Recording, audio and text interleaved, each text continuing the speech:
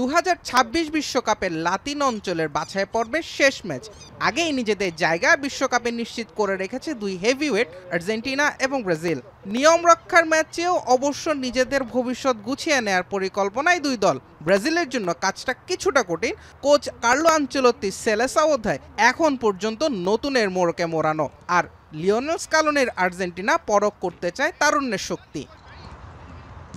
বুধবার ভোরে ইকুয়েডরের মাঠে খেলতে নামবে আর্জেন্টিনা। দলে থাকছেন না অধিনায়ক লিওনেল মেসি, বিশ্রামে থাকতে পারেন নিয়মিত একাদশের আরও কয়েকজন। সুযোগ পেতে পারেন নিকো পাজ, ক্লদিও এচিভেরি সহ একাধিক তরুণ তারকা। ইকুয়েডরের বিপক্ষে নিয়ম রক্ষার ম্যাচে পরিসংখ্যানটাও পাশে পাচ্ছে আর্জেন্টিনা। 2015 সালের পর থেকে কখনোই আলবিসেলেস্তেদের হারাতে পারেনি ইকুয়েডর। শেষ 14 ম্যাচে তারা হেরেছে 8 ম্যাচেই। দুর্বিপাকের চক্রে ঘুরপাক খাওয়া ব্রাজিল দলের দায়িত্ব নিয়ে এখন পর্যন্ত সমর্থকদের আস্থা অর্জন করেছেন কার্লো আনচেলত্তি। বিশেষ করে সবশেষ ম্যাচে চিলির বিপক্ষে 3-0 গোলের জয় স্বস্তি এনেছে 5 বারের বিশ্ব চ্যাম্পিয়নদের ডেরায়। প্রতিপক্ষ বলিভিয়ার বিপক্ষে ম্যাচটায় নিজেদের মেলে ধরায় বড় চ্যালেঞ্জ ব্রাজিল দলের জন্য। ফিফা বিশ্বকাপ বাছাইয়ে এর আগে কখনোই বলিভিয়ার বিপক্ষে হারেনি সেলেসাওরা।